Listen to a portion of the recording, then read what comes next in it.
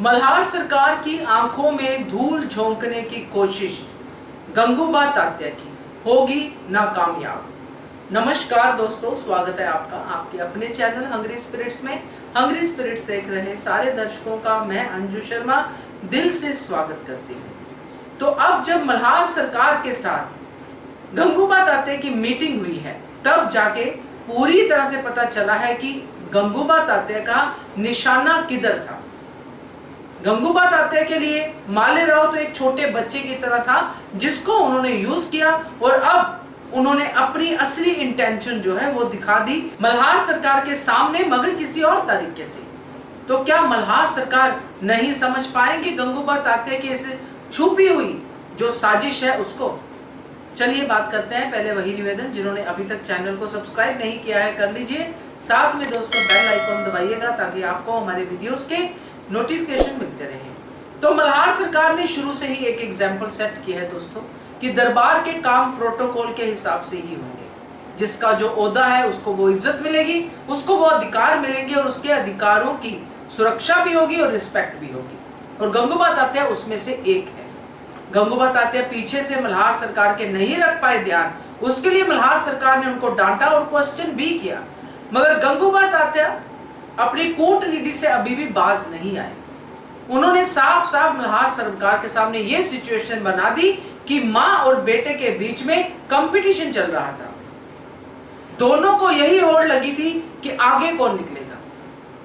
मल्हार सरकार उनकी बात सुन जरूर रहे थे, मगर उनकी बात मानेंगे नहीं। क्यों? क्योंकि मल्हार सरकार को जितना देवी अहिल्या पे विश्वास है उतना किसी पे भी नहीं है। देवी अहिल्या तो किसी से भी कंपटीशन नहीं करती हैं।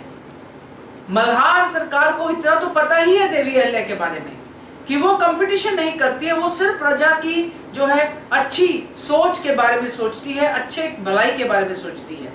तो कैसे वो मालेराव के साथ कंपटीशन कर सकती है अपने बेटे के साथ, जिसको वो खुद राजा बनता हुआ देखना चाहती है?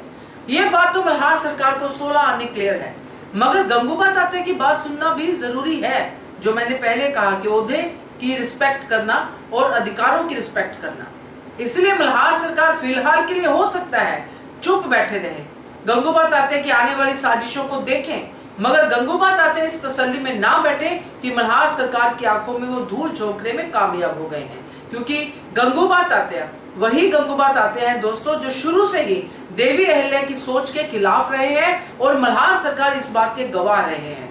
जितनी बार भी मल्हार सरकार ने देवी अहिल्या की बातों को प्रोत्साहित किया है, उतनी बार जो गंगूबा तात्या है उन्होंने उसमें अड़चन अड़काई है कि नहीं सरकार ऐसा नहीं, नहीं सरकार वैसा नहीं। तो मल्हार सरकार के सामने तो बिल्कुल क्लियर है कि एक बार के लिए वो सोच भी ले कि गंगूबा तात्या मालेराव की केयर करते हैं, मगर दूसरी सोच में उनको ये जरूर आएगा कि गंगूबा तात्या देवी अहिल्या के बारे में तो ऐसा सोच नहीं सकते हैं। वो जरूर देवी अहिल्या को जो है उनके पद से निकालने में, कामयाब होने में उनकी साजिश है या उनकी कोई नीति है। और दूसरी चीज दोस्तों, मल्हार सरकार के साथ गौतमा रानी भी बैठी है। गौतमा रानी ने तो गंगूबा तात्या को सीधी सीधी धमकी भी दे दी थी कि आप जो कर रहे हो वो अच्छा नहीं है, उसका परिणाम अच्छा नहीं होगा। तो गौतमा रानी जब मल्हार सरकार को सारी बातें बताएंगी या बता चुकी हैं, तो मल्हार सरकार को क्यों गंगूबा तात्या पे इतना यकीन होगा? तो अभी तो फिलहाल यही लग रहा है कि गंगूबा तात्या जो सोच रहे हैं कि मैंने तीसरे विकल्प की बात करके और देवी अहिल्या के और मालेराव के बारे में मल्हार सरकार के सामने एक बहुत ही गंदे वाली पिक्चर दिखा के अपना रास्ता साफ कर लिया है, तो ऐसा नहीं है। मल्हार सरकार जरूर एंड तक देखेंगे कि ये गंगूबा तात्या करते क्या है, क्योंकि मल्हार सरकार तो मल्हार सरकार ही है दोस्तों। गंगूबा तात्या की ये नीति कामयाब नहीं होगी, क्योंकि मल्हार सरकार अकेले नहीं है, उनके साथ देवी अहिल्या है जिसकी सोच सबसे आगे है। तो देखते हैं आगे क्या होता है, मगर अभी तो यही लग रहा है दोस्तों। क्या कहते हो आप? कमेंट करके बताइएगा। देखते रहिए channel hungry spirits. Thank you so much. Subscribe to our channel by clicking the subscribe button. Click the bell button and enjoy the latest uploads from our channel.